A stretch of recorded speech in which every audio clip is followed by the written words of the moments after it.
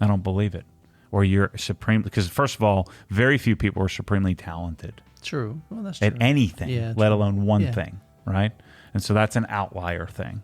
And then the stars, the luck, the divine intervention, your family, the circumstances have to add up to you loving it and figuring it out, and figuring out early enough to where it matters. I mean, what happens if you figure out you were destined for the NBA and you're 50? Like, oh shoot, I missed out. Right. You know.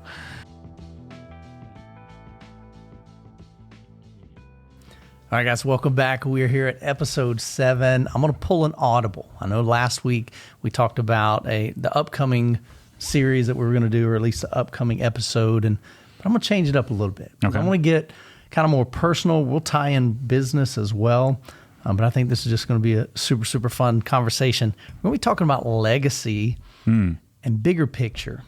And so I know in my life, I don't want to get to the end of my life and I haven't impacted people. So I just thought it'd be an interesting conversation to dive into your mind, your brain on, what does that look like? Like, does Matt Moorman want to leave behind a legacy? And so we're going to start off the first question. Number 1, do you think legacy matters? And if so, what do you hope your legacy will be, both in business, but also want to dive in personal? Yeah, I never really thought about it. That's going to make for a great conversation then. My initial gut reaction as soon as you said the topic, because I wasn't aware of what we're going to talk about, was, to me, it seems like legacy is a result. Okay. Right. So like I'm always saying, money is a result, right, of some passion and providing value, and then people voting with their wallets or. Sure. So I think if you lead with legacy, I mean, I'm sure that if you're a real intentional individual, but if you're leading with legacy and or if legacy could be vain, right? Okay, sure. Legacy could be untrue, right? So you could leave a legacy that isn't really true behind, right? I'm sure that happens probably more often than not. Yeah. But to me, I'd always thought, I think of legacy because I don't think of legacy. I think legacy becomes kind of a result for me. Okay. Right. And so I guess it's probably not that important to me. Like, money's not that important to me. Money's just a tool. Right. So leaving a legacy, I mean, that's not my intention. I'm not being intentional about it.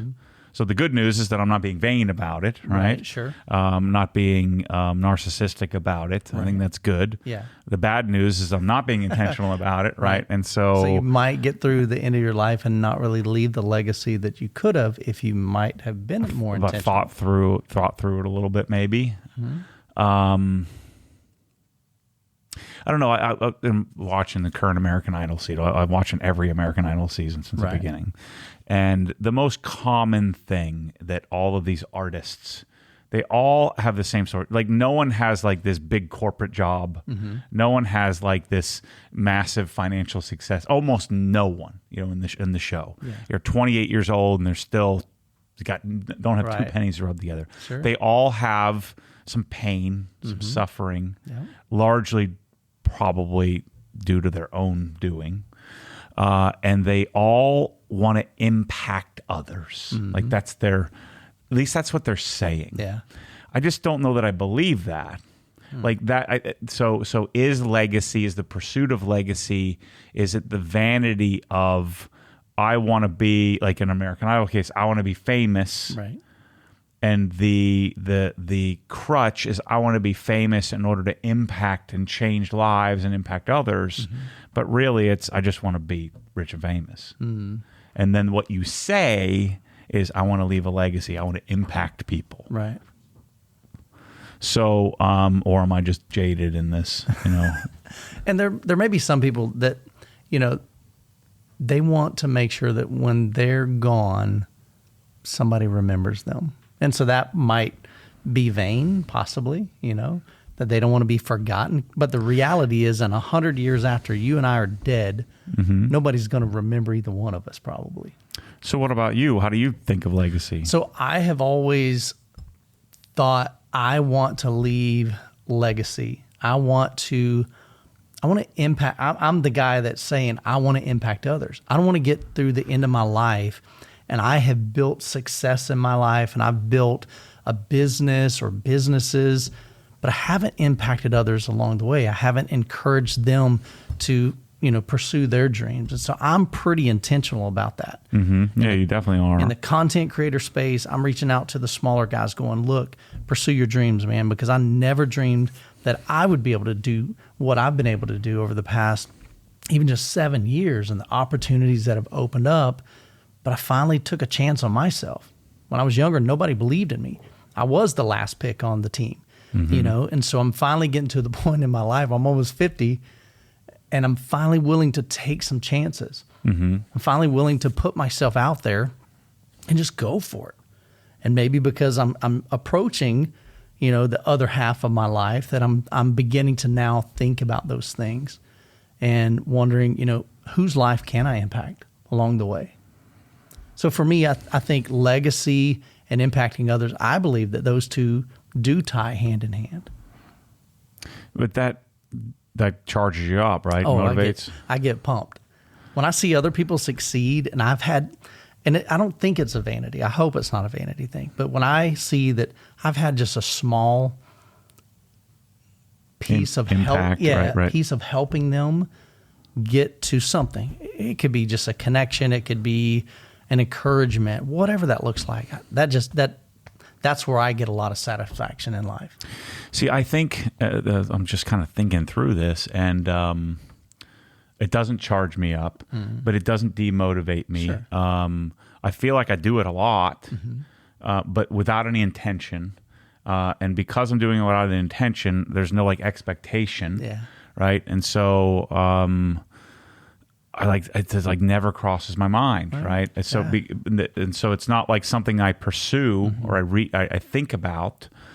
But I'm not stingy with it. Right. It's interesting. I just don't. It's certainly not intentional. I certainly think that I'm probably going to end up with some sort of legacy result just by continuing to pursue blindly. I don't have it's not that I don't want to help others. It's just I'm not helping out. It's not the goal. The goal is not to provide opportunity, or the goal is not to motivate. The goal is not to it just doesn't occur to me at all. Right. I don't know if that's a selfish thing. I'm just doing what I do, and then I get what I get. Right. And I'll probably end up with a bigger legacy than if I was intentional about it. Interesting. Maybe. Yeah. I'm not saying that being intentional couldn't add fuel, and maybe that changes over time. Maybe I don't feel worthy of legacy pursuit. I don't know. Wow, that's interesting. I think a lot of people could relate to that. What do I have to offer? But I also don't ever have any envy of others' legacy or others' success. I just don't. I don't have the envy, but I just they don't occur to me. So this is I'm when you take a spiritual gifts test and mercy and empathy. I'm a 1, encouragement, right? Encouragement, a 1, right? No, I'm way up there because that's what I love doing. I love encouraging people. So I'm a 1, 1, 1. Just have no. Right. The empathy component in my life has changed dramatically. I probably went from a -1 to probably a 3, which is a massive improvement. Huge. I just understand more. I've suffered more. I've had more empathy. I still, you're fat, lazy, or poor, or stupid. Things like that. You think as a young, young arrogant man that I don't. I have more empathy for. I understand what it is to want to eat that freaking Twinkie and can't shut it off. And now, when you're 50 years old, you can't outwork it. Right. I don't understand. Just run it off. And so I have quite a bit more empathy, having suffered a bit myself. or like, why don't you just reason your way out of the chaos of your brain, things like that. Like this, I wish you could, and it'd be awesome. So things that you don't understand because you haven't experienced it, you generally don't have much empathy for. At least somebody like me doesn't, that score so low on these, in this gift set. Yeah. And so the legacy thing for me and other people and motivating, like, I just don't have it. Yeah. And I think I can do it, and I think I am doing it at times, but with zero thought. Okay. So I'm not asking for credit for it. Right. Right. And I don't even want it. Right. So does that put me at a legacy disadvantage? Mm-hmm. Are we keeping score here is the question, right? Right. I mean, is there a score component to legacy? And I think even just you being you're still impacting others. I mean, it's going to be a byproduct of just who you are. I mean, I know personally you've impacted me. Rusty has impacted me. I know you're impacting your employees. I think that what I'm learning and what my coach has been working, business coach has been working on with me is and stuff keeps showing up on my YouTube feed of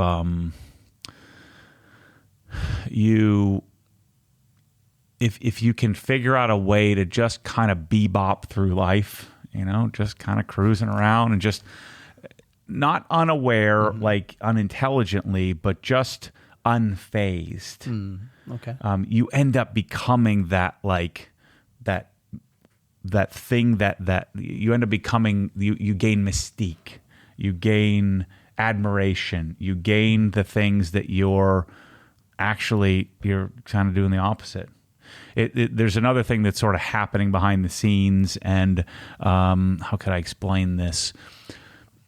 You oftentimes, when you're operating in scarcity and survival, you're not operating in the right headspace. You end up getting the exact result that you are hoping, that you are feverishly attempting to avoid. Right? So I don't want this, and this to happen, so I'm going to stand my ground on this. And so what's going to happen is your worst, this, all these bullet points of potential negative outcomes are exactly what you're engineering by being stubborn.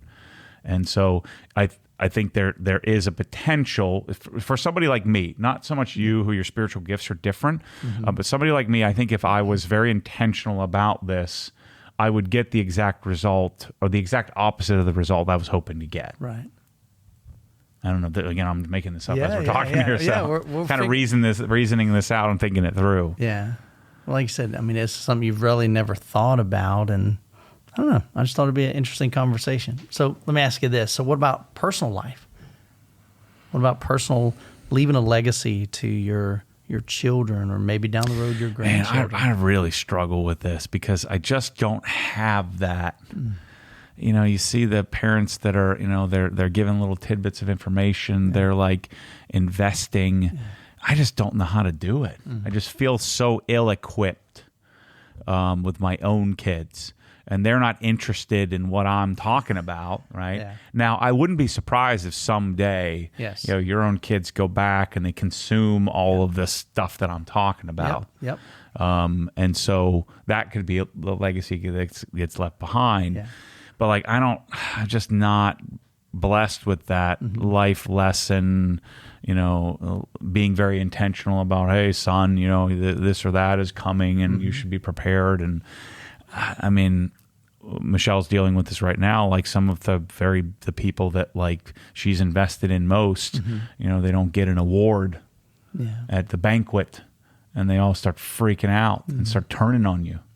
The people that you poured your heart and soul into, right. Or this can happen in business where you can have a relationship with a vendor, or you can have a relationship with a customer, and you go bend over backwards, and then they throw you under the bus. Yeah. And so I'm just not naturally gifted with that personal ability to my kids are going to be my legacy. My kid, I just view them as like a different human. You just live life, and they're a different human, and it's not my responsibility other than to give them love and feed them and take care of them But like the words of wisdom, I feel so bad. I just don't have it. Well, I mean, I get the sense that you're always like, pouring into them, and part of me does. Yeah. But see, now you're smiling. It's like fun to you. Like, how can I weasel my way into there, right? I just can't. I would rather avoid it because I don't know what to do. I don't know what to say. Well, one thing that you mentioned that really struck home with me is I've learned over the years, especially in youth ministry. I was a youth pastor for 23 years, and I used to tell parents all the time that when your kids are young, like really young, you're the smartest person on the planet. Mm-hmm. When they hit about teenage years, you're the dumbest person on the planet. Somewhere later in life, and that varies per child, but hopefully somewhere along the line, it could be 21, could be 25, could be 30, could be 40, they'll end up somewhere in between. You're not the smartest, but you're not the dumbest. I know I've seen that in my life. I look back at decisions that my dad made when I was a teenager, and man, at the time I just thought he was so like, what are you thinking? This is so unfair, And now as an adult looking back, I'm like, I see from a different perspective. I see from a different lens. So it's so interesting because I never had any of that with my dad or my mom. Like I just never, like I just take things for what they are. This is where we're at. This is what's so. And I've had to sort of analyze, like hardworking, or everybody has crossroads, and but I never like judge. I never like I don't know. I never had that feeling of maybe they beat it into me, like like know your place and stay out of the way and show up and work hard and be on time or be early. Sure. Being on time is being late. Yeah. But like there was never like my dad never like sat me down and said, being on time is being late. He never had these little quips or anything. Yeah. I don't feel like I needed that. Yeah. And I don't feel like my kids need that either. I don't know. But I admire, like I can envision the relationship you have with your kids. I can envision that. And you're much more meddling, you know what's going on. I don't have a clue. Oh yeah. Ryan, just don't do anything stupid and do whatever you want, kind of thing. Where you're like engineering these like opportunities for mentorship and now granted okay, you're right. Because I do see there are times, oh man, here's a good lesson right here. Yeah. Let's slide that. You're like looking for that opportunity. I'm avoiding that. I'm like, oh man, I hope I don't have to have any conversations ever. Yeah. If they could just skate through life without making any huge mistakes, that would be great. See, I think Jessica and I, our biggest thing is we want to get them, equip them enough to when they leave the house, they never have to come back. That's one of our goals, that you are self-sufficient financially, emotionally, spiritually, like you're going to be okay. Now, of course, we're always here. I encouraged my son when he got married. I said, son, you're a man now. You make your own decisions. I said, my request is if there's a big decision that you need to make, just come ask me. Now, I'm going to share my thoughts. I'm going to share my experience. I'm going to share my suggestion or a recommendation, but that's where it stops.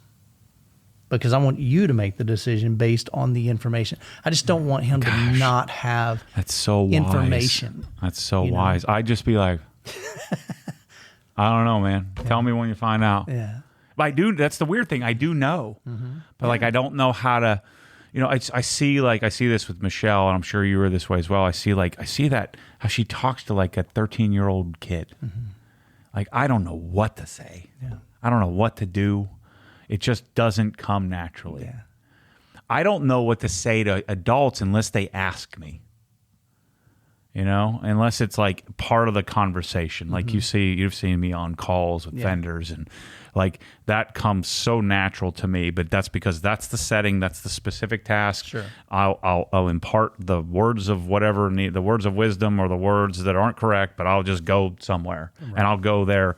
Confident, headstrong, ready to go. Yeah. But if it came to some intentional, let me think through how to have, what we're talking about is the relationship aspect of life that, I guess you're not born with it all. Correct. Right? Very few people are born with a 10 out of 10 on all spiritual gifts, right? And so I happen to be extremely underweight in some and extremely overweight in others, which I think may have the potential, if done properly, to one, generate more money as a result, or generate a bigger legacy as a result. Gotcha. So is it possible that my kids end up, like these parents that are freaking out about their kid not getting an award? I'd never do that. It doesn't matter. No. I don't care. You're a loser if you're worried about that kind of bull crap. Yeah. You're going to lose. What is your daddy going to come and bail you out when your boss is yelling at you for not showing up to work because you didn't work hard enough to get the award? Yeah. But then you start to justify, well, the person that got the award, and you start trying to tear them down. I mean, I think that's the. Are you oftentimes maybe better off being less intentional, but not being wired that way, where I need to leave a legacy, and I'm going to, come heck or high water, and I'm going to, lie, cheat, and steal my way to legacy. Probably not the best approach there.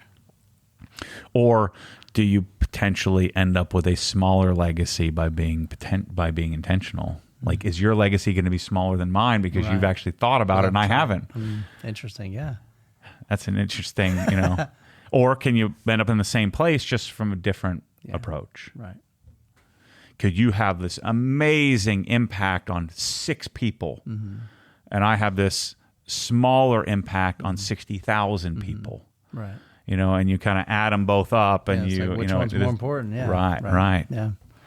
Don't know. And I guess it depends on how much you care about that, right? Right.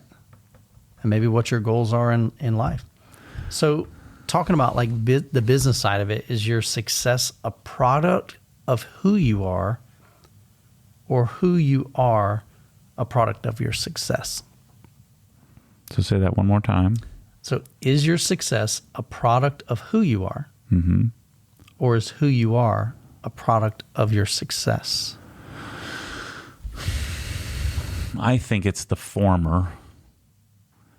So I think, read the first one again one more time. Is your success a product of who you are? I would wager that's much more important. This comes down to talent, right? Talent, work ethic, right? Talent is like wasted opportunity. There's all kinds of quotes, about that kind of stuff. Yeah. Wasted talent is, there's, what I'm saying, right? And so I think that you're kind of born with it or you're not. And the quicker you can realize that one way or the other, the better. Because you can go and maximize. Let's just say you're a teenager and you have a choice between tennis, swimming, and basketball, and you're gonna dedicate your life to one of these things, and one of those things you got a shot, and the other two you don't. You may love one, you may hate one, you may think one is okay. Now, so if we're doing this sophisticated, complex equation, if you love something that you've got no shot at, you could make that choice. Right. You might hate something that you're just supremely gifted at doing, but you hate it. Right. But imagine if you had, I love it, I'm supremely gifted at it. And I think that's where all of us should, that's what we should strive for to find in life. But some of that is luck. I don't think everybody gets that. And in fact, I think it's much rarer. I don't think everybody has that thing. I don't believe it. Or you're supremely, because first of all, very few people are supremely talented. True. Well, that's true. At anything, let alone one thing, right? And so that's an outlier thing. And then the stars, the luck, the divine intervention, your family, the circumstances have to add up to you loving it and figuring it out, and figuring it out early enough to where it matters. I mean, what happens if you figure out you were destined for the NBA and you're 50? Like, oh shoot, I missed out. Right. And now you're playing pickup basketball. You're 50 years old. It's over. And not making any money doing it. Yeah. Right, That's funny. And not leaving a legacy as a result. Yeah, but you just love it, and absolutely. That's where hobby comes in. Right. That's where you can't. You're 50. You can't Well, I mean, think about it. If you're 50 and you got pretty good for being 50 at basketball, and you start a YouTube channel and you're draining threes, and you're crossing people over, and you're 50 years old. I mean, there are a couple of those guys in Rucker Park and New York City and stuff like that, or these older gray bearded guys just crossing people over. Yeah. So I don't know. I don't think it's ever too late to just chase your dreams. So read the first line again. Is your success a part of who you are, or is who you are a product of your success? So now I'm second guessing this. Right? I love these deep questions, man, because I just want to pick your brain. Yeah. I want you to think. Yeah, see, I don't think it's definitely the former. The latter is, then your identity is all tied up in that. So in your if success. it folded, would Matt Mormon cease to be Matt Mormon? Right. No. I don't think it would. You'd figure out something else that you're going to be successful at. That's just the core of who you are. It's a question of how deep of a hole you dig and how hard you got to climb out, That's right. And do you climb out? Do you have a nervous breakdown and end up on the street? Yeah. And that's happened to many people. Yeah. Rare, because if you found that success, you can find it again. Yeah. And you'll probably find it quicker. Yeah. And you might even find it better. Yeah. I've seen that with successful people. You hear people being interviewed all the time, and they're like, if you lost everything, could you get it all back? And they're like, absolutely. Because I know the process. I know what it took to get here. I know all the pain, the hurt, the nightmares, all the frustration, and you can speed that up at scale. The question is, can you come up with an idea that would allow you to use that same or use the wisdom, and do you have enough creativity to think of it a little bit differently? I mean, how often have you this is the way I always did it, and so that's how I'm going to do it going forward, and it doesn't work anymore. And so maybe you were so niche and so specific and so dug in that and it's not nothing's guaranteed. Sure. But your odds are much greater than it was in the beginning, the first time. Yeah. The stars don't have to align quite as much because you're not going to make as many mistakes because you've made those mistakes before. But yeah, I think that in order to have success, you've got to kind of have it. We talked about this in the past episodes where I think that discipline is always outweighed by innate, my natural, by, hey, this is just what I do, versus, man, I've got to force myself to do something because you run out of steam and you can be easily derailed.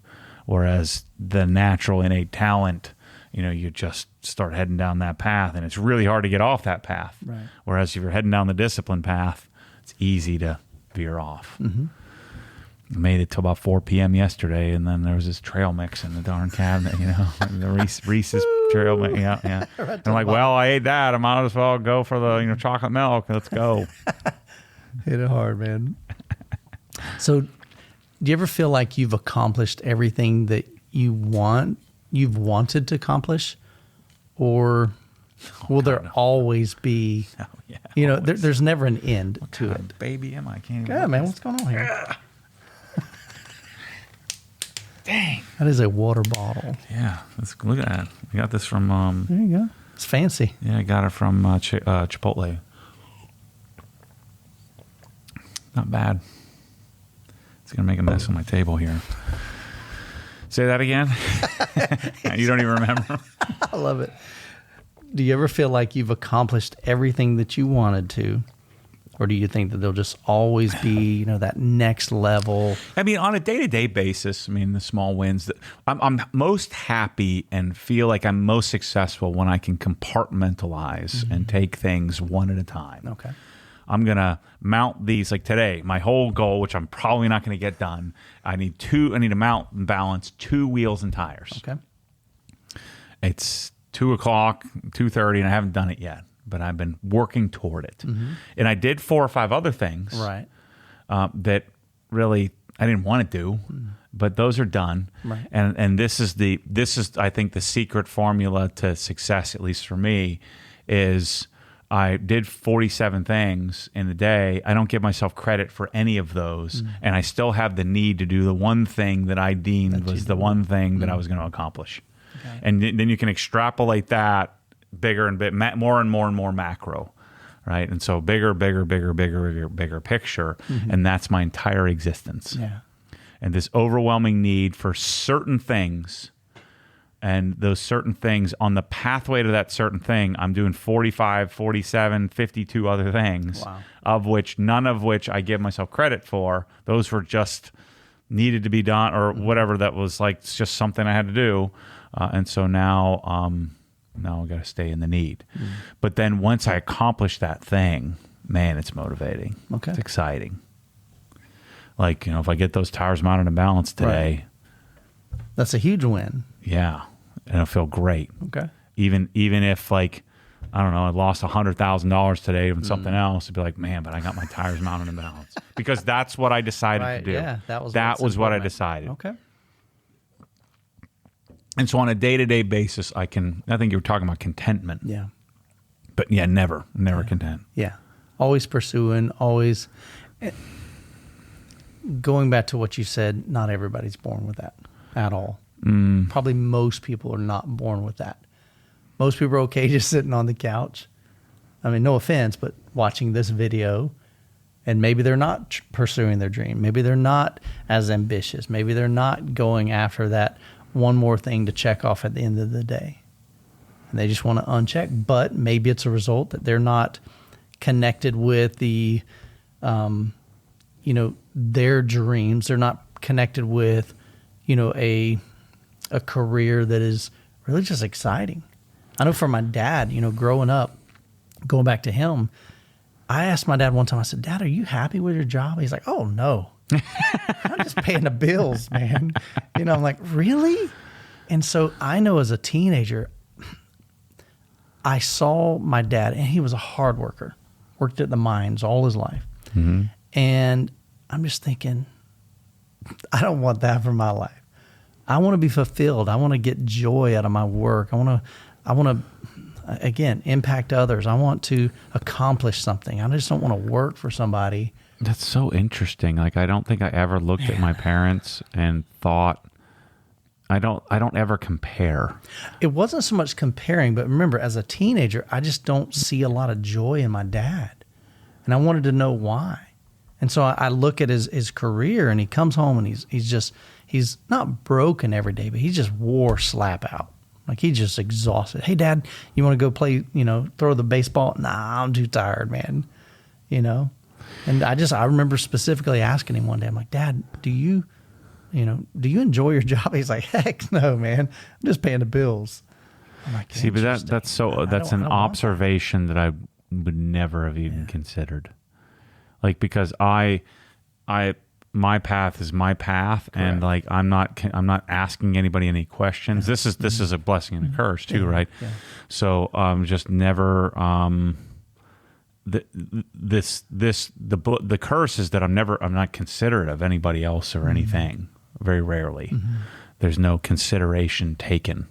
But the beauty of that is then I'm not clouded with other, okay, I see this path because somebody else took this path. So I'm not going to go down that. Mm-hmm. I just don't care. Right. You're don't know. Don't care. Would never be observant enough to ask that question like that. Mm-hmm. Like, hey, Dad, what do you man, do you like what you're doing? What are you doing?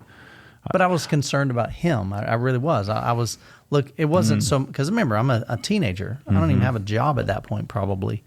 And I'm thinking, I want my dad to be happy. But what you're doing is you're compiling the data to make a decision, your decision tree on where you're going to head and what path you're going to take. Yeah. I just had my path, and whatever my path was going to be, there was no decision tree. Because this is what I'm going to do today. Mm-hmm. This is the need that I have, the overwhelming need. I'm going to read the J&R Music World from cover to cover this month. Right. And then I'm going to start to create elaborate scenarios of the, how can I repurpose this DJ equipment to make a really awesome stereo for me if I had that money that I don't have and I'm not going to have. Right. But if I did, what would that look like? Yeah. And this hypothetical scenario that didn't have any consideration of anybody else. and then how am I going to get that someday? But never really thought about, again, the legacy or the path of how I was going to get there. I just kind of knew I would somehow. Right. I was always focused on whatever it is I was focused on that never included anybody else. You know, it's wild. Yeah. So this is why I'm at such a disadvantage of a potential legacy here. Yeah. Well, like I said, I just find these conversations so intriguing, just diving into your brain, because I don't find this guy. I don't think you're normal, Matt. Oh, I know, you know I'm what not. I mean? Yeah. You're just on a different. So let me go back to, this thing keeps popping up in my feed. I'm going back in my YouTube history here. Let's see here. I want to get this guy. It's like an old guy that they're repurposing. Monday. They're making shorts out of Sunday. it, or no? They're taking like this is a guy probably in the 40s and 50s. Okay. And they're like repurposing a lot of his talks. Napoleon Hill. Never heard of him. I didn't either. But apparently he was like an old, a speaker. So let me see. There was one that really resonated with me that talked about navigating life. And I don't even know why I click on it. The Art of the Ask. Learn to act as if nothing bothers you. This is 36 minutes. Act emotionally, you let it control you. When you filter it through logic, you remain in control. The strongest individuals So this kind don't of let criticism shake them. They assess it with a clear mind. So he has a lot of like discussion points of how to act and how to work through life. And there was one comment from him, Napoleon Hill, about how a legacy comes from you being unaffected. And so because you're unaffected, you're unbothered, you're meandering through life intentionally, but it doesn't look like it's intentional. And so then by proxy, you're getting the result you're hoping to get, instead of, like we said earlier, you're going to end up with the result you're hoping doesn't happen. Right. Do you think a lot of people are led by their emotions? For sure. Can your emotions lie to you? Yeah, I mean, I think my emotions are the lack of wanting to deal with them, are the reason why I would avoid this that kind of, do you like your job thing? Right. Like I never even think about it because I don't avoid that altogether.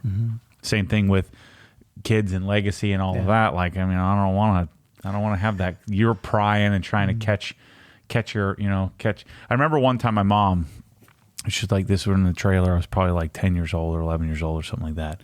And she was convinced I'd done something wrong. And she's trying to talk me into it. And I was just so like, I have no idea what you're talking about. Like there's something she must have thought she knew that she didn't freaking know. Yeah. And she's just trying to talk me into this. And I'm like, I don't know what you want me to say. Like, it was just this knockdown, drag out fight to the point where I got so frustrated. I just freaking walked away at like 10 or 11 years old. Was she looking for like a confession? Yeah. Of something I didn't even do. I don't even know what you're talking about. Well, I've always told There's my no kids, context. if I ask you a question, I already know the answer to it. So I'm not looking for an answer. I'm looking for a confession. So maybe she thought she knew the answer to the question. And like, I'm way smarter than you at this in this moment. And that's when I knew. Yeah. Like I've got a responsibility here to, even at 10, 11 years old, that I'm writing the script here. I'm choosing the path. Yeah. I think that's smart. I mean, the people around us should influence us. Our friends, our mentors, our parents, grandparents, things like that. But at some point you've got to figure out like what voice are you going to listen to? Because a lot of times those are the voices that hinder us from succeeding in life. Yeah. The people that say, oh man, that's a dumb idea, Matt. Why would you ever do that? You're not going to be able to do that.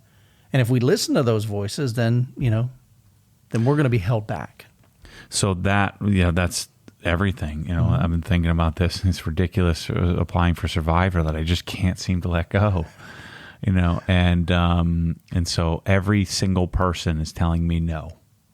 Don't do it. I want to watch it because Jessica and I watch it every single week. But everybody said that. Yeah. I want to watch you. I would love to see you there. Right? Hilarious. Right. And the reason why I think that I'm taking this so seriously is because if I do apply for real, like I think I got a real probability of them picking. Well, you've me. already applied, right? Yeah, but I'm realizing I sent it was 4 minutes and 10 seconds, and they probably just deleted immediately. Because it needs to be shorter.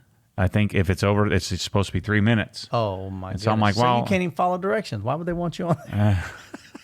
I'm thinking, well, maybe there's a good chance that, and so, I was talking to Nancy about this, a business coach, and she's like, let me give you, it's like I don't have an opinion one way or the other, but think about it this way. So I'm envisioning my fear of doing it is all the stuff I have to do to get like approved and vaccines and shots and tests and all that, which I'm definitely afraid of, right? And then I'm thinking, well, if I could get through that, that's the worst case scenario. Right. But she said, what happens oftentimes is people get really injured when they're out there. What happens if you got really injured? What if it made you worse? I'm like, oh, shoot, I didn't think about that. I thought the worst case scenario was this. Right. Yeah. But then Michelle's saying you should definitely not go, but if you live your life that way, then you're never going to do anything. You just stay in the house. But every single person with Obsessed Garage told me no. Everybody told me no, don't go to Merrill Lynch. Everybody told me no, no, don't borrow money to go to college. There's a lot of no's in life. Yep. And so the more no's, generally, the more I head toward it because I know that they don't know what the heck they're talking about. Yeah. I think a lot of people, they don't want you to do something because they know they could never do it. And so they're putting but a lot of that, it's probably not, it's not conscious. They're not making it right. But they're just thinking, well, I wouldn't be able to do that. So no, you're not going to be able to do that. That's silly. That's crazy. Yeah. It's ludicrous. Why would you ever think of that? My daughter actually applied for it as well. She's my all-star athlete. Yeah. She's crazy. Like in a good way. Like, her coach asked her to join the track and field and then pole vaulting. And she's like, well, I've never pole vaulted. She broke the record in 3 weeks, school record. So how much ball busting have you done to her in her life, or you're trying to catch her in something? Not a lot. Provide her some wisdom, or just insert yourself into her? I just love on her, man. I love on her. I just want to encourage her. So. I'm sure. I bet you I should ask her. Should get her on this podcast. Let me ask her some questions. So we had there was a point in life where, again, I'm raising my kids as my parents raised me. It's typically what happens. When I hit 18, dude, I was on my own. My dad was like, see ya, for the most part. He did help out a little bit with college, but really, we're talking like $250 a semester for books. Right, yeah. It wasn't much at all. So I had to work through college. And so I'm thinking, that's the good way to be a good parent is you just let them figure it out on their own. And even though she's my strongest child, she will, if you did arm wrestling, she'd beat you kind of thing, with the other kids. And if you had a race, she's determined more than anybody. She did the Appalachian Trail, the whole trail, 6 months of her life. And she's just that, but she's also a very girly girl too, but she's just hardcore. Anything she wants to do, she's going to accomplish it. And so, during her teenage years in high school, man, we just her and I just hit head to head, and I couldn't figure out what was wrong. And I went into her room and she's like just bawling. I'm like, Rachel, what's wrong? Like, I truly want to know, like, what's going on? And her biggest fear, and I didn't realize this, her biggest fear was that I was just going to, she's going to hit 18. I was going to send her off to the wolves, and she was going to have to figure it out all by herself. And it broke my heart, to be honest with you. And Matt's like, yeah, send them to the wolves, man. They'll figure it out. Stop crying. But I'm thinking, she just wants to know Dad's going to be there to help. Dad's going to be there to encourage. Dad's going to be there to love and give support. Not to help her, but to support her through this. And so I just made a decision right then and there. I'm like, you know what? I'm going to be here for you. We'll help, we'll support you through college. We'll, whatever that looks like. So now we're broke, because we got 3 kids that we put through college, and so and a wedding coming up, and 2 more after that. Yeah. Shoot. But So your intentionality went out the window. Yeah. No, but it's one of those things where I am intentional with my kids. You know, I look for those opportunities. So does that investment create legacy with them? I hope so. I hope, and again, and maybe this is selfish. I hope that one day when I'm gone, that my kids will look back and the things that they do and maybe kind of how they turn out. I just had at least a small part in that. You know, in the success of their life or the success of their marriage or the success of them raising their own children or chasing their dreams. I don't want all the credit by any means, but I want to know, I guess, just internally that I impacted some people along the way. And first and foremost, I want to impact my family, you know. So let's say you had kids cheer and do sports and like when a coach wronged them or you felt that how involved were you in those kind of things? We were never the parent that was like, I can't believe that my kid is an all-star. Right. And Yeah. I don't believe everybody deserves a trophy. You got Did you have those thoughts? No, if it was unfair, sure. But there were many times like, you know, my kid would get in trouble at school and I'm like, be honest with you, you probably did do it. You know? Yeah. And I'm okay with that. Like There's a realism, a realisticness. I wasn't the parent that was like, I'm on your side. No, matter you're what, probably screwed up. You probably did cheat on that test, and that's why your teacher gave you a 0. I promise. Yeah, whatever. You know? So I don't think I was that parent. So hopefully I'm somewhere in between. I want to be involved. I want to give them grace to let them, you know, mess up and fail, because I've learned more in life on my failures than I have my successes, for sure. And I don't always think they're right, but I am actively involved in our kids' lives. Yeah, I like watching, but like, you know, I just don't have, like, I don't yell at refs, like in like sport, like I just can't relate. I could care less. I don't know. I just let them do their thing. It's a game. To me, I guess I never got super crazy with sports because I know it's just a game. Same thing with cheer. Yeah, you know, once you graduate high school, cheer will not matter at all, and it didn't. As soon as they graduated, they were done. Now, one daughter, she continued on for cheer, but it was just like 1 year of just kind of fun cheer. It wasn't competitive cheer. But none of that stuff matters now. The trophies they won.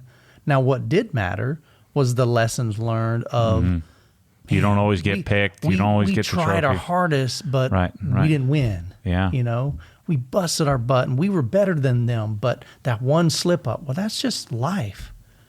You know? So those things I think are invaluable, but the trophy means nothing. It's the hard work that went into getting the trophy to me is what's the value of that. So I think in legacy,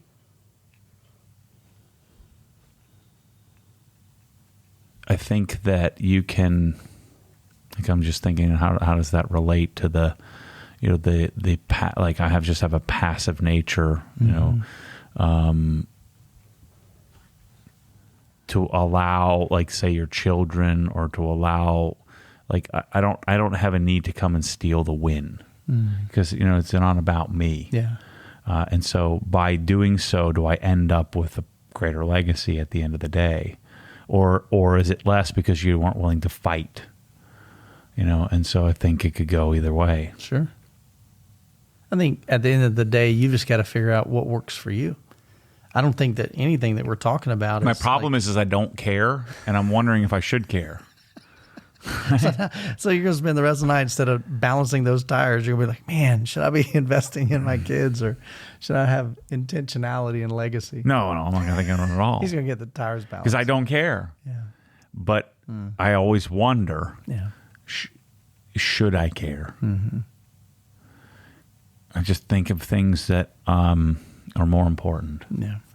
Like, you make sure give them every opportunity. You know, model. You know, put a good model. Yeah. Like, we just don't. Yeah. We do right by others. Yeah. But I don't have to harp on it. I just. I mean, it's kind of my parents. They just did what they did, Yeah. and I just observed, and I took what I took, and I didn't take what I didn't take. Yeah. What is it? More lessons are caught than taught, kind of thing. Yeah. They are gonna see your life. There's no doubt, because you can say one thing and do the other, and guess what? They're gonna the stuff that you do is more impactful. My dad used to always tell me, do as I say, not as I do, because he smoked all his life. And I'm like, well, that's stupid. Yeah, I walk the walk and talk. I walk the whatever, talk the talk, and it's just like there's no extra. There's no like, let me tell you how to do this, and I'm going to do something different. There's none of that. Yeah, it's just. And so I think that you're right. You gain a benefit from that. Mm-hmm. Yeah. So we already hit on this one in the past. I'm going to skip over that one. But has your definition of success changed over the years? And if so, what mattered then that maybe doesn't matter now? Again, this goes back to legacy. I don't really think about success. I do get a little bit of a sense, like when of gratitude when I'm in a situation where there's lots of people around. Whether I have a really amazing car, which I haven't had as much of that because I'm kind of not driving, kind of stuck, so I don't get to take these things around and like. When you're in the sea of Honda Accords and Honda Odysseys and you're driving a GT car, a Porsche GT car, there's like a sense of gratitude that I get and a sense of understanding of success. Or if I'm flying Delta first class or something, I understand that there are other people flying next to me in their own private plane. Yeah. But then there's people sitting in the back of the plane who could barely, like they had to take a credit card to be able to, they're going to be paying interest on that flight for years. Or they may have financed it. Yeah. Right. And so I think about things like that, and I think, man, the money that I have is a tool to be able to make life more convenient. But I don't get that. That's how I view success. That's what success looks like. I know I'm wearing some fancy shoes and a nice watch and some pants that no one would ever pay for, and or very few people would. And I don't know. I that's how it just, I just feel success. I don't like think about it. Okay. You know what I'm saying? Like I observe it at times, but I don't dwell on it. Because I'm very aware of the hierarchy in the world. I'm very aware of, no matter how successful you are, there's always someone more. Yeah. And I don't envy them. I admire oftentimes like whatever they did to have that success. Yeah. I can observe it. I can sort of mentally measure it, but I don't have an attachment to mine versus theirs or mine versus the person sitting in the back that financed the flight. I also observe it. Another observation is like when you're standing. So I get off the plane first. Because I was fortunate enough to have enough success to buy a $2,000 plane plane ticket. Sure. And so you get off the plane first, and you go down to the baggage claim to get your bags. And I usually stand, 20 feet back or 10 feet back from the turnstile, and then all the people in the back of the plane, they come and they run right to the front of the line. And I feel this. I don't really get mad at them. I feel this like sense of responsibility that those that have, should. That understand what's going on here, that really everyone should kind of stand back and wait until there's room to go. See it, right. But yet the unsuccessful, they just don't know how to do that. Otherwise they would have been successful.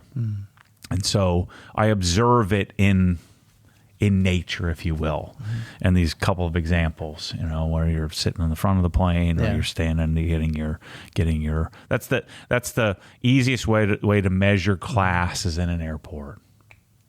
Interesting. The easiest way to measure the easiest way to observe class is in an airport. Yeah, and you'll know there's a class that isn't at the airport.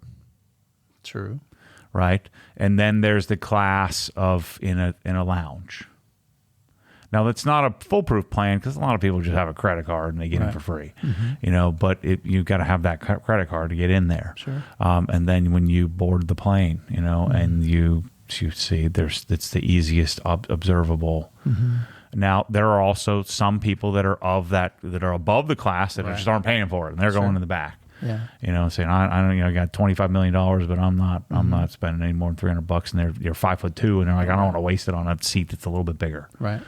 But generally why I fly speaking, Southwest, because there is no class. yeah. But generally, well, you just know sit that wherever. the whole plane is a different class. Not good or bad, but that class and success are generally two things that are pretty closely aligned. Now, there's some nepotism, there's some inheritance that isn't necessarily measuring success, but generally speaking, the success and class are attached. So has your definition of success changed over the years? Like maybe the 20-year-old Matt Moorman, did success to you at that time look different? And here's an example. When I was 15, I told my sister told me how much money she made. She was like, she was 5 years older than me, and she had gotten her degree, and she was doing her thing, and she told me I think she made like $20,000.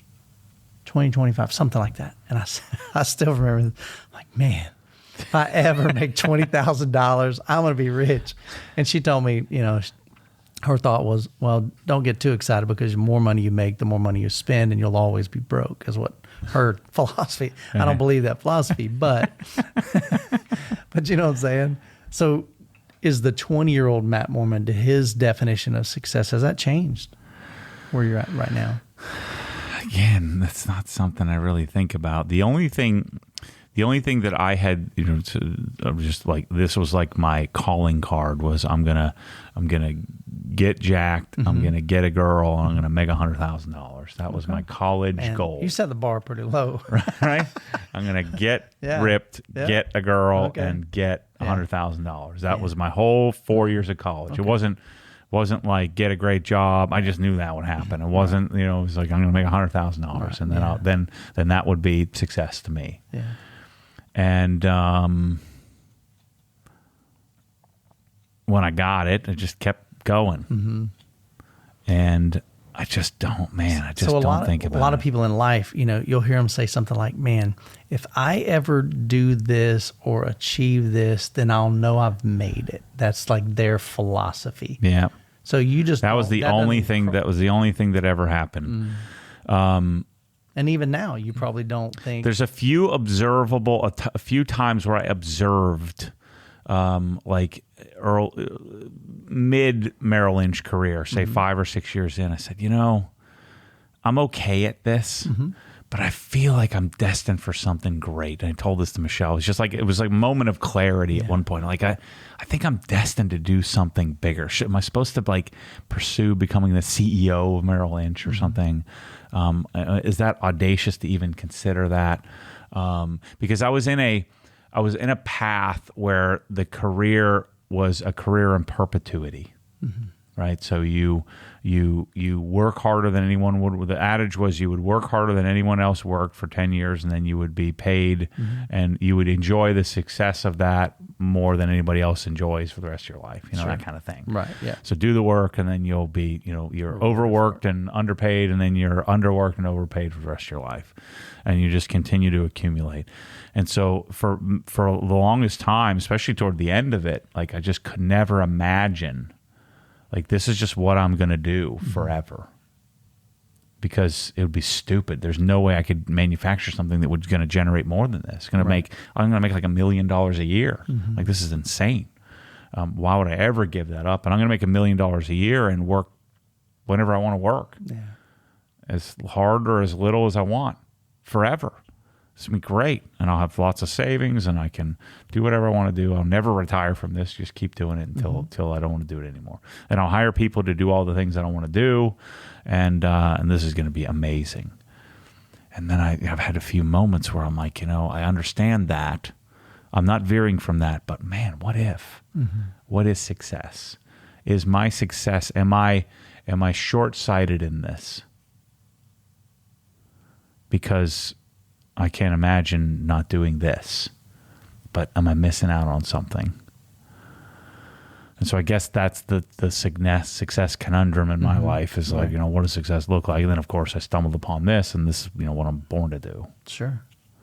And so I did find that double-edged sword of, hopefully talent and I'm good at it. I'm good at it and I like it. Right. And I chose the right path. Yeah, and that's a great place to be in life. If you can, I've heard people say, if you can figure out what you love, figure out a way to make money doing it, you'll be happy. And so I think success is an ever-moving target, and if you're not considering it, then it doesn't really matter. It doesn't matter to me. Very rarely do I ever have that vanity thing or like, I've got, something better than somebody else. I just I don't care about them. Right. I just don't. I'm being real with you. Well, I appreciate that. I just don't care. I don't care if your garage is a mess. As long as I don't have to be in it, then I do care. Yeah, if you don't have to deal with it. I don't care if you got dog hair everywhere, as long as I don't have to sit on your couch. But if I have to sit on your couch, now I do care. Because that's invading my personal space. Yeah. Your filthiness is affecting me. Right. I don't like that. And is that just vanity and, Sure. Got one last question I'd love to ask you. So let's go do some time travel. Okay. So if you could go back in time and have a 5 or 10 minute conversation with yourself at 20, what's the one thing that you'd tell him that would completely change the way that he approached life? And then a little caveat to that. And do you think he would actually listen to you? Oh, man. What advice would you give to your 20-year-old self that potentially could change his life, maybe even further success than Matt Moorman has achieved in 2025? I think I would say, and I would believe it at 20 because I just started to figure this out, that you have a really natural ability to sell things. And what you should go try to find is find a way, and I probably wouldn't dictate it to myself, but you need to find a way to find a extremely lucrative sales pathway. And I would give some examples of, and maybe investment banking. You're not gonna have the grades because you don't care about that to like get in there normally. But you have the talent to outweigh them, and so I would try to teach them how to teach myself how to like go and find like the guy that would make the decision to put me in position.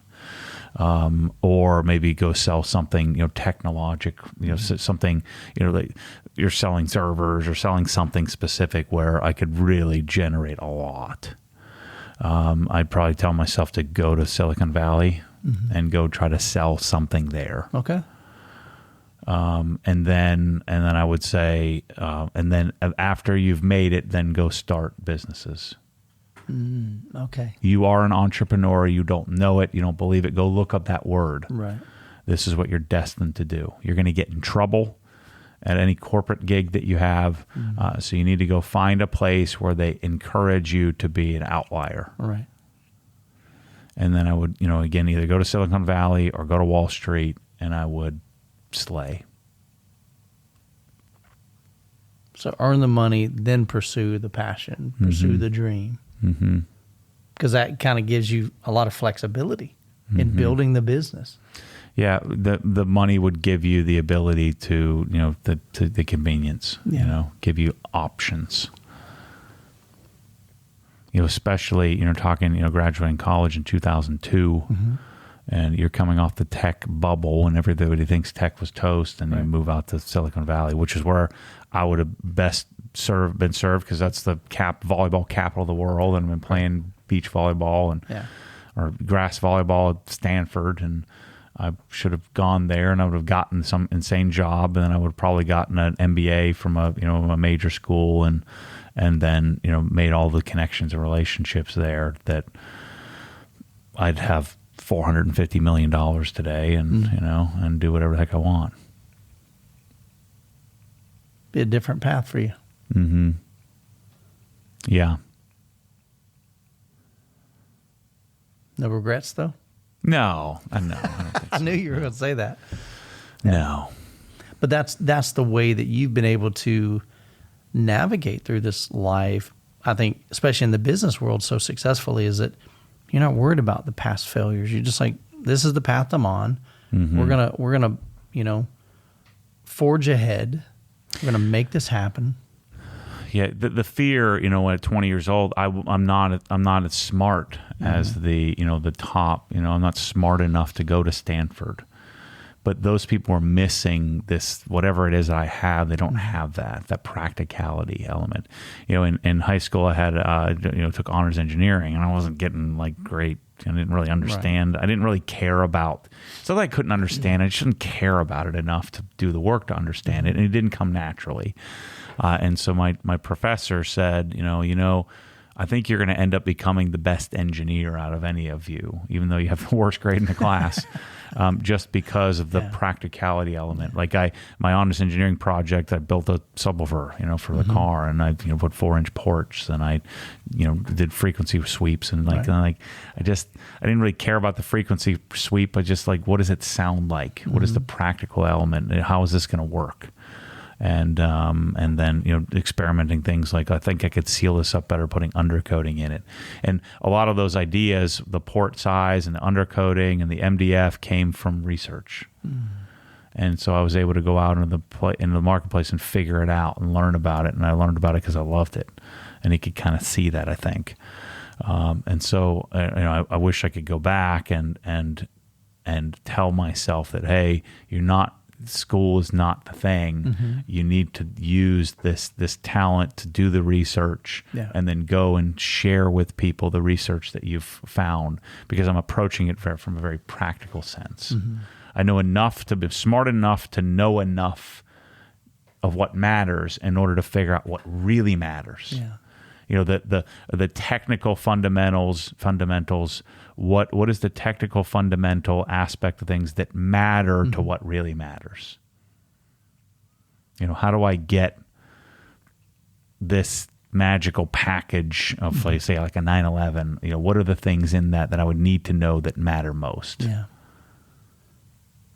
That I could then impart and share with somebody else to influence them. And that's one of the most valuable skills of all.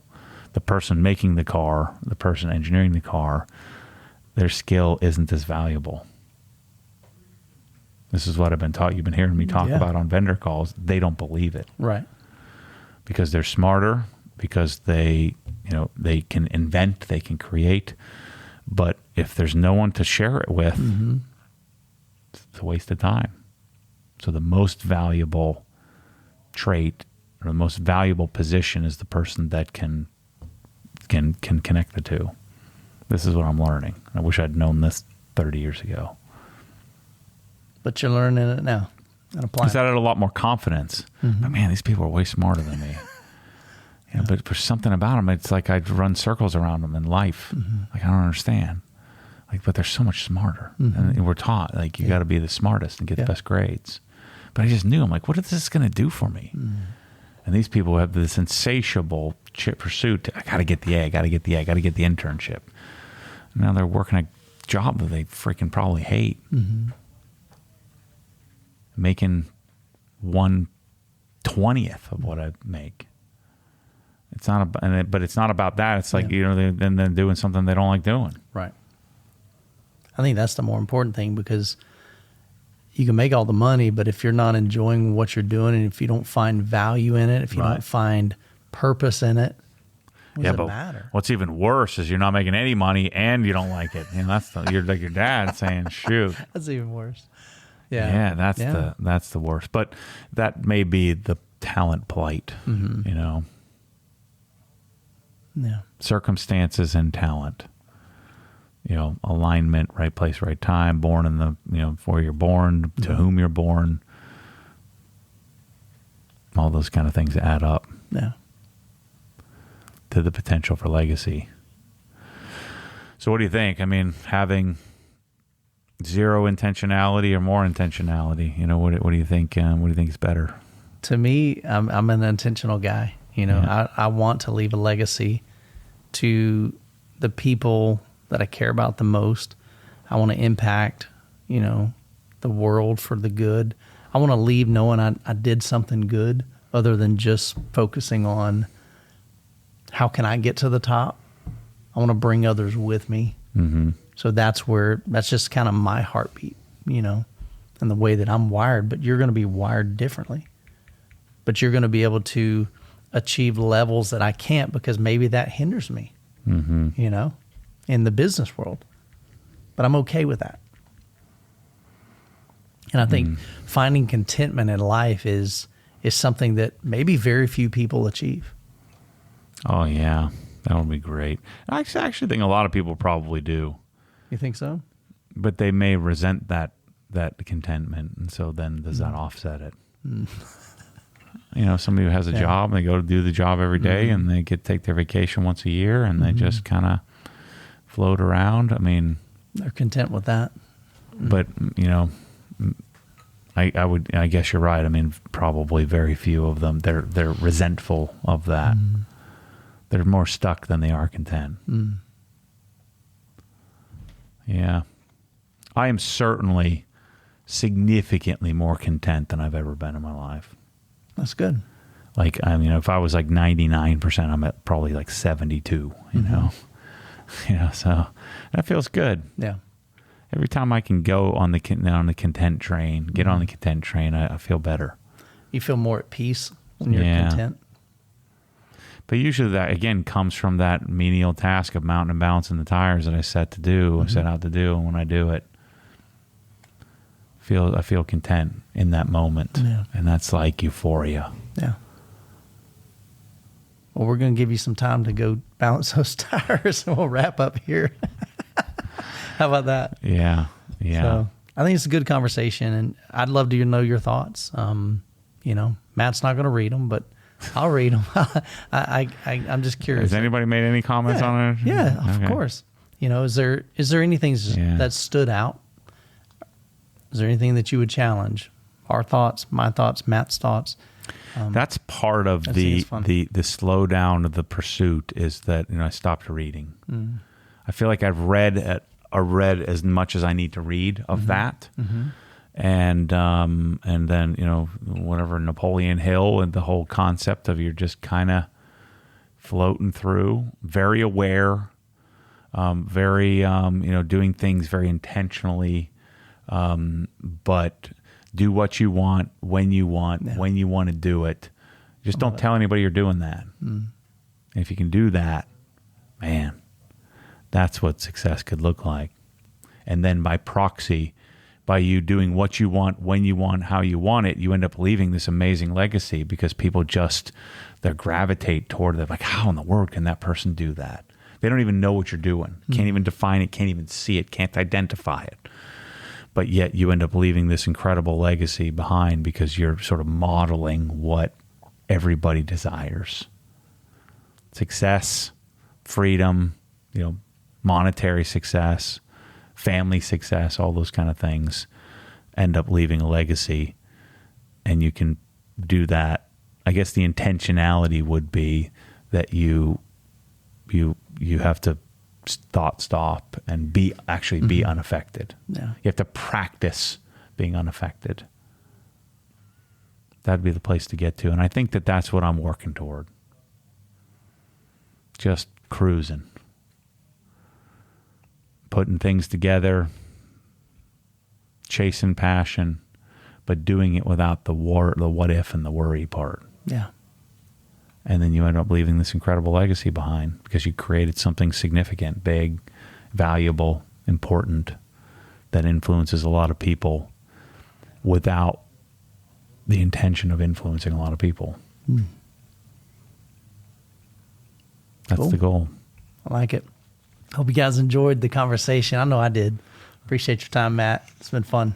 I'm sad at my water bottle opening skills. That took a lot of... He was training on that joker, man. Yeah. You need to go hit the gym. Thanks, everybody. See you soon. Take care.